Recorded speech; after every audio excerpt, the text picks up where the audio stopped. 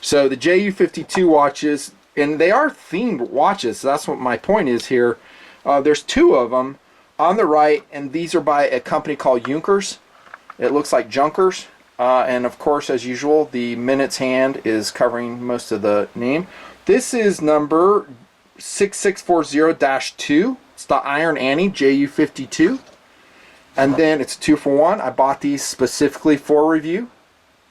I might sell one. I might give one away to TNPrs. I have been doing that. If you are a $5 or more a month Patreon member that maintains that, then you'll get a really high quality watch like this. You could. I mean, I only have so much. I don't want to go into the red, but I am doing giveaways. I sent out the first 5 today. So that's fun. The one on the left is 6848-2, and it's the Tante Ju. Tante Ju is the name of it, and it's also an homage to the JU52. Now, I think they have broke out their own brand. So these are under the Junkers brand. They are made in Germany. They are marvelous watches. And I don't have a problem with them being tied to the JU52. I don't. I think the JU52 is a cool theme. I'm just trying to ground the conversation. I don't want us to act like the JU52 is like some marvelous aircraft when it was, basically falling out of the sky, burning a lot. Again, go to Robert S. Johnson's book. He talks about it then. And he also says the 323 Gigant was a sitting duck. But any of the transports were. Same for the Japanese side. So I don't have any problems that they're tied to the JU52. As watches, though, they are very cool. They're very high quality, and I love them both. There are some minor criticisms I will weigh in on, but they are my own preferences, and you may disagree with me. And if you're like me, I'll watch a watch review on YouTube, and I pretty much disagree with most of everything that's said in that review because of my preferences. My preferences are different. For instance, I watched the WRV this week, and the dude was saying, yeah, we really need to bring small watches back. I know a lot of you guys want small watches, and I'm basically saying the opposite. I'm not talking huge, but that kind of drives to maybe a minor reservation on these watches. So let's look at the face, because this gets to the theme of the Junkers JU52. It is a corrugated face, just like the fuselage was on that aircraft. And that was a structural element of the JU52. Made it simple to construct. It was extremely strong and durable and reliable, all that. But again, I think I mentioned this, it was very high drag, which was unfortunate. It was slow. And they also had like fixed landing gear. They experimented with different fairings on the landing gear, but some of them would clog with snow and mud, and so they deleted them. It's just a high drag 1930s design. No big surprise. Let's take a look at this one. Also a corrugated face. And this is a GMT version. So the inner dial, as you can see, will track a second time zone. You could set it obviously to whatever you want. Look at the face on this one first. Arabic numerals really clearly marked. I love that. 5-minute increments on the outer chapter ring. I really love how they executed the dial on this one, because it uses the whole distance. It looks like a bigger watch than it is. This one on the left, again, this is 6848-2. It is 41 by 11 by 47 lug to lug.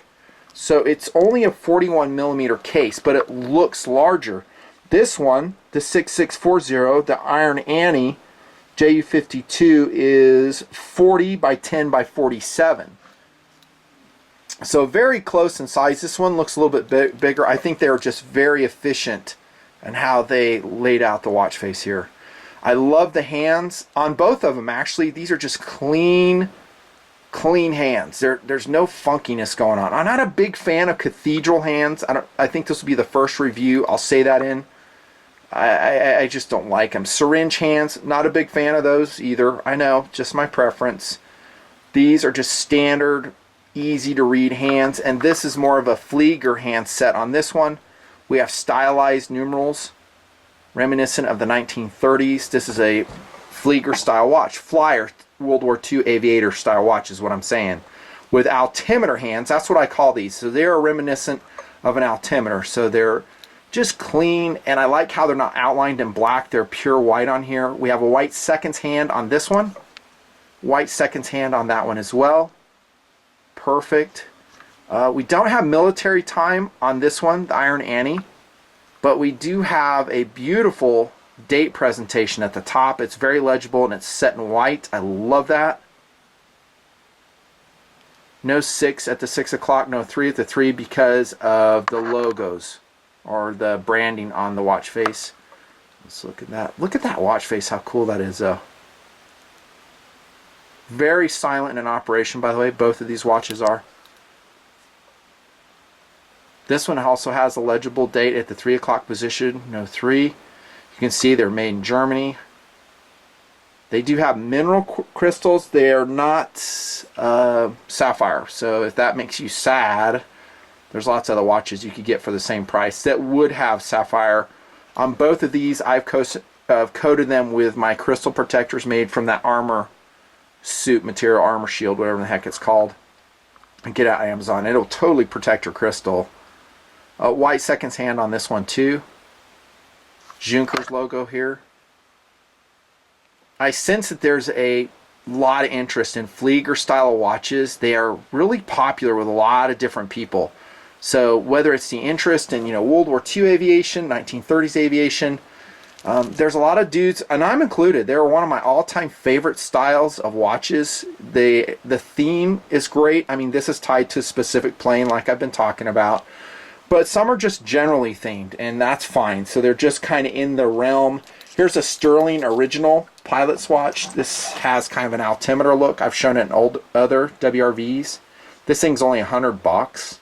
Comes in different colors. Great watch for the money. Really nice strap on it too for what you're getting.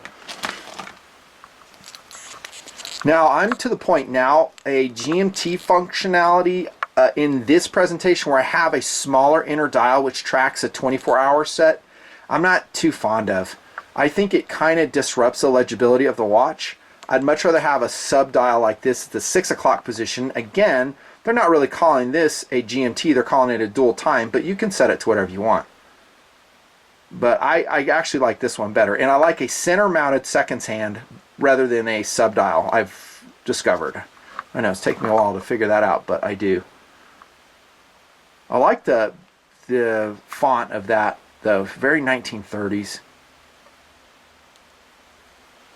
Let's look at the lume now, and I haven't really charged it up so much, so the lume on these, if I remember right, I do review a lot of watches and use a lot of watches.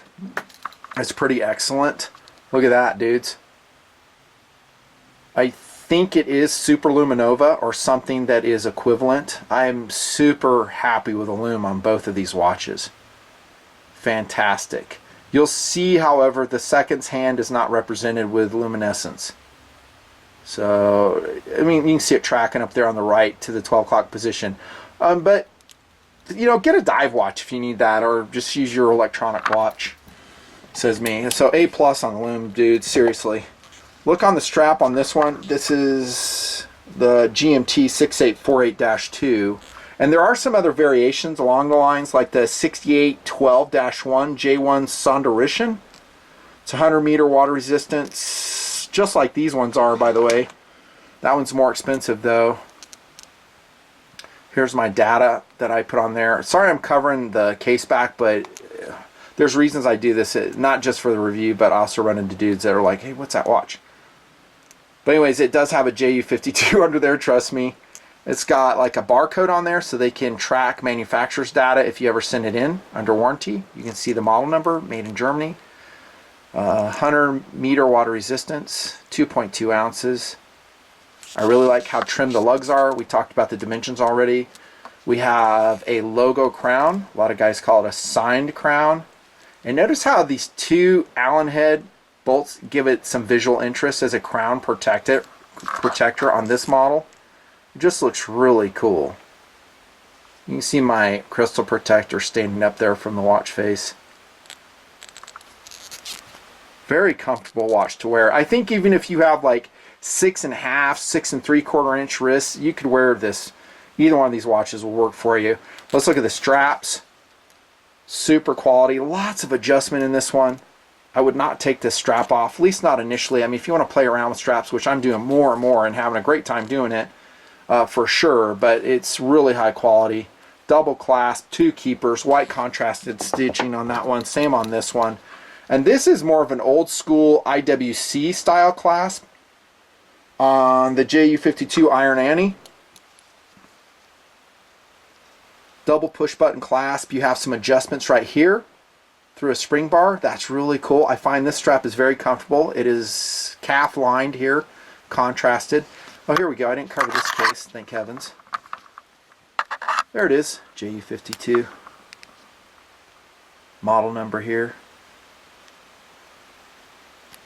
This one has less water resistance apparently. I might have said it wrong. I thought these were 100 meter. Both these are 50 meter. I apologize. Yeah, I was thinking of that other one. So both these are 50, not 100 meter, but does it really matter? These aren't dive watches. You aren't going to dive with them.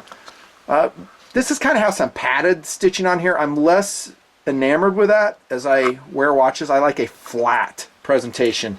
Not that this is the best representation, but just because it's here, like on the Sterling. I actually don't prefer the brown on this. I'd rather have it vintage and worn looking.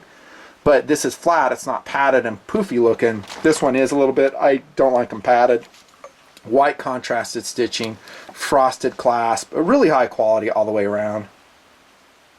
And then this is how you're going to set your subdial. This one right here. So how cool is that? So you have its own set. So you have a mid position to set your date on the JU52. And then this will set your subdial. And the subdial is legible. I mean, you can, since it's red against black, let me get it to focus here. It's super legible, as are the hands. This is, between the two, I'm thinking it's really kind of a toss-up, but I think I like this one a little bit better because of the big date presentation and the 6 o'clock versus a GMT. What do you guys think? Although this doesn't have that super cool crown protector, albeit, let's see if this has a logo crown on it. I don't think it does. It doesn't on the JU52. If I find some other variations, I'll put them below and see if I can find you a deal on them. I mean, these aren't common watches. I mean, you won't go to a lot of stores. You're probably committed to buying them online. Again, Iron Annie has broken out into its own brand with these style of watches, which is all good. I think that's excellent. I'm happy for that. This one is a little bit heavier, by the way. I don't know if I said it. I think 2.5 ounces. All right, so I did say I had some minor criticisms. What are they? They are very, very, very minor. I do like the hands here. I wish they were a little bit bolder and a little bit more Flieger-like, kind of IWC. IWC does these big, broad, no apologies hands. I like that. I think maybe in this version, the 6640-2, they wanted the hands to be thin enough where it wouldn't occlude the 6 o'clock, or I'm sorry, the subdial here, or the date. I get it. I still like bigger hands. Big, fat hands in a Flieger watch, that's what I like. But they still work for me. What is kind of a little bit demotivating for me, just as a watch wearer myself, is I like them bigger. I wish these were 44, 45, maybe even 46 millimeter. I do. I think they'd wear better on me. I actually have a 7.5 inch wrist. My watch for the day, by the way, is not a Flieger. It's actually a deep blue day-night. What do they call this? I forget what it is. Some day-night watch, but it's a takeoff or an homage to a Luminox. Really cool watch, actually. Really cool watch. And I'm just wearing it with a 2-piece Zulu with a white stripe. I love it. Maybe the name will come to me. Day, night, something, something. So let me show you what I'm talking about on my wrist. So again, I feel like my wrists are really skinny, but apparently they're bigger than a lot of dudes' wrists at 7.5 inches. I know what you guys are saying. You're saying that looks perfect. I wouldn't want it any bigger. I get you. I would like it to be 44, 45. That's me. And that's what I've been wearing a lot. And when I'm wearing an analog watch, Flieger style, that's what I want. But that's what that looks like on my wrist. But it's not a puny watch. It's not, you wouldn't look at this and go, oh man, that's a real tiny watch. It's not. Dainty watches are totally out for me. I won't wear any more. I shouldn't say any more, but I'm rarely will put on a 38 millimeter or a 39 millimeter. They're just too small for me. Now here's a problem that I have this, and I'm trying to put it over my glove, and I do have rather large hands, so that was some work getting that on with this particular strap. Oh, and I put it on upside down. Perfect. But you can see the size. This one, again, if I'm remembering right, no, I was thinking the other one. I was going to say it looks a little bit larger. They're both so similar in looks. Competitive offerings. I don't know if I have any on the table, and I'm already over 20 minutes, so I think I'm going to just wrap it up. But there's a lot of good Flieger watches around this price point, which will be about $200 to $250 for these Junkers watches. They are worth every penny. Again, made in Germany. These are not Chinese watches. They're not American made. I think they are 100% made in Germany. Now, they might have some different elements in them, like I'm trying to think of the movements they're having. They're not Japanese movements, so they're actually a Swiss Ronda 505.24H quartz movement, at least in the Tante Ju. And then the Iron Annie, this one here, it's got a Ronda, which is a Swiss movement at 6203. So that's a Swiss movement. So made in Germany, Swiss quartz movement, sure. Some people think if it's, a quartz, it has no soul. I do disagree with that, although I do like an auto.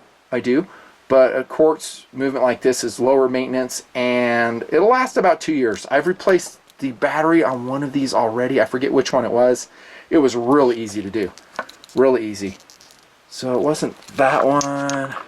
See, I would remember that one, because notice that's not a screw-in case back. It was this one right here, because I just used my little washback tool.